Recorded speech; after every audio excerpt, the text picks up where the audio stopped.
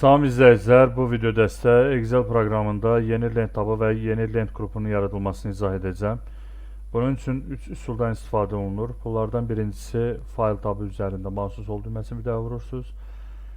Daha sonra aşağıda options, yəni parametre əmri üzərində mausun sol düyməsini bir daha vurursunuz.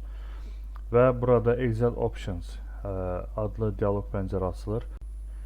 Excel options dialoq pəncərəsinin sol panelində customize ribbon bölməsi üzərində mausun sol düyməsini bir daha vururuq və burada sağ paneldə yeni lent tabı yaratmaq üçün new tab, yeni lent qrupu yaratmaq üçün isə new group adlı əmrlər mövcuddur.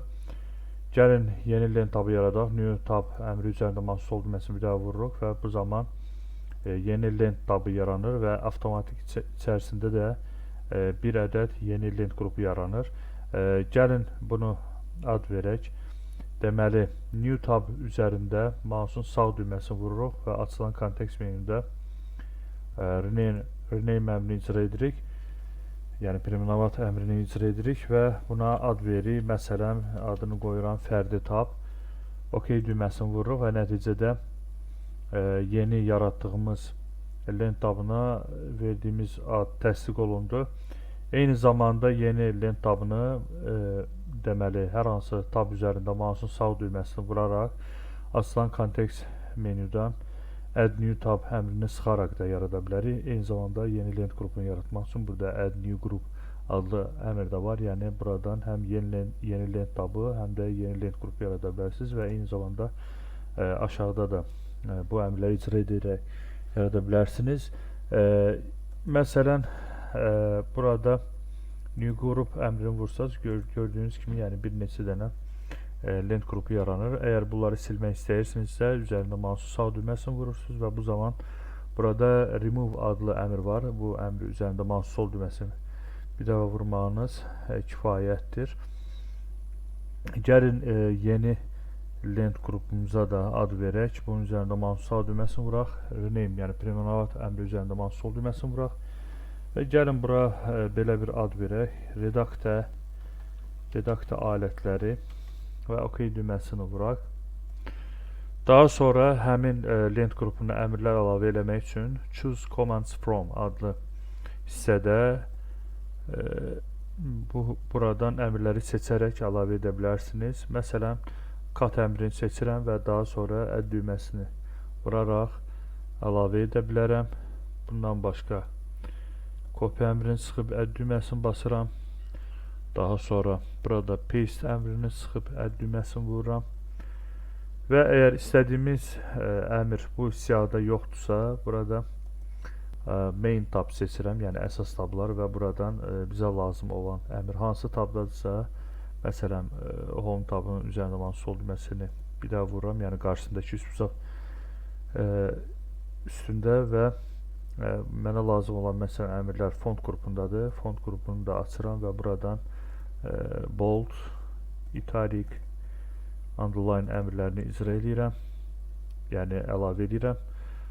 Daha sonra font color əmrində üzərində mausun sol düyməsini basıb saxlayaraq da əlavə edə bilərəm. Hətta əlavə eləyəndə yerini də təyin edə bilərəm ki, yəni hansı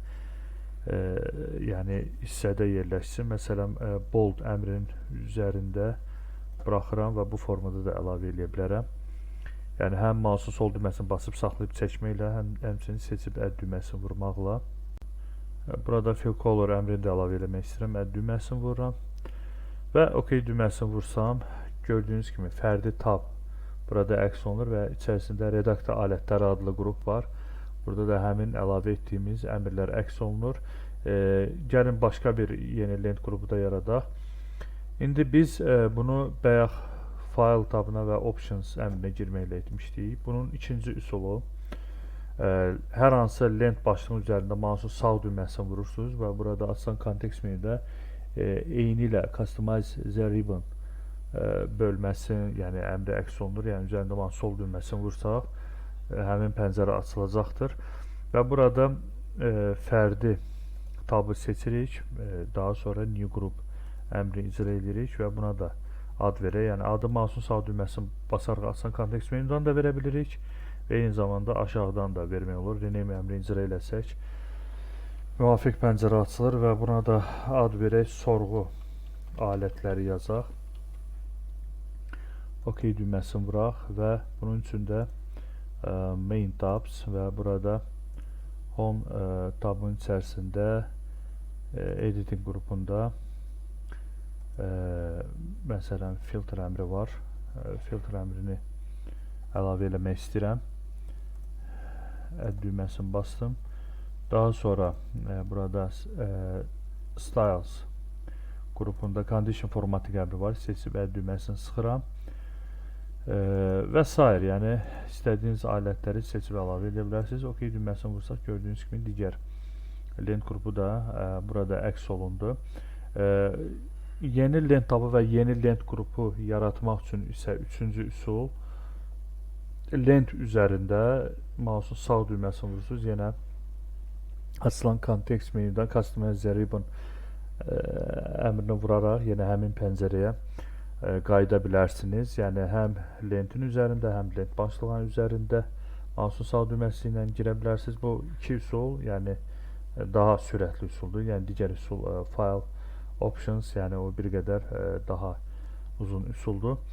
Yaratdığımız lent tabını yerini də dəyişdirə bilərik. Bunun üçün burada düymələr var, yəni aşağıya və ya yuxarıya yerini dəyişdirə bilərik. Həmçinin üzərində mouse'un sağ düyməsini basaraq burada Move Down və Move Up əmrləri vasitəsilə də yeri dəyişə bilərik. Amma bu, belə deyək, yəni bir addım aşağı gedir. Amma bu düymələrlə daha biraz sürətli formada, yəni yer dəyişmək mümkündür. Həmçinin həmin tabın üzərində mouse'un sol düyməsini basıb saxlayaraq istədiyiniz yerə də çəkərək yerini dəyişdirə bilərsiniz. Həmçinin lent qrupların da yerini dəyişmə olur. Yəni üzərində mouse'un sol düyməsini basıb saxlayaraq yerini dəyişdirə bilərsiniz, ya da üzərində mouse'un sağ düyməsini basıb eyni ilə Move Down və Move Up əmrləri vasitəsilə yuxarı aşağı və ya eyni zamanda bunlarla da, yəni bu düymələrlə də yəni yerləri dəyişdirə bilərsiniz. OK düyməsini vursaq, gördüyünüz kimi fərdi tab adlı lent tabı, yəni sonda əks olundu və həmçinin lent qruplarında yeri dəyişdi.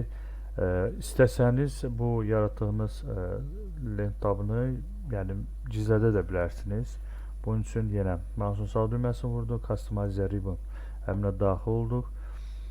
Burada həmin nəinki yəni yeni yaratdığımız, hətta digər tabların qarşısında bu işarəni yığışdırsaq, mouse'un sol düyməsini vuraraq, yəni həmin lent tabı gizlənəcəkdir və yenidən açmaq istəyiriksə, lent üzərində mouse'un sağ düyməsini vururuq və açılan kontekst menyudan yenidən eyni əmrə daxil olub buradan işarəni aktivləşdirərək OK düyməsini vuraraq əlavə edə, daha doğrusu göstərilməsini həyata keçirə bilərsiniz. Silmək də istəsəniz, qeyd etdiyim kimi, yəni həmin lent tabını seçib, yəni lent qrupunu, yəni lent qrupunu da ayrıca silə bilirsiniz və ya lent tabını bütövlüklə silə bilərsiniz. Mouse'un sağ düyməsini vurursunuz üzərində və açılan kontekst menyudan Remove Udalite əmrini sıxırıq və OK düyməsini vursaq, yaratdığımız lent tabı silinəcəkdir. Videonu bəyəndinizsə like etməyi və kanala abunə olmağı unutmayın. Dostlarınızla paylaşın ki, onlar da bizim videoda əsərdən faydalanıb bilsinlər. Hələlik sağ olun.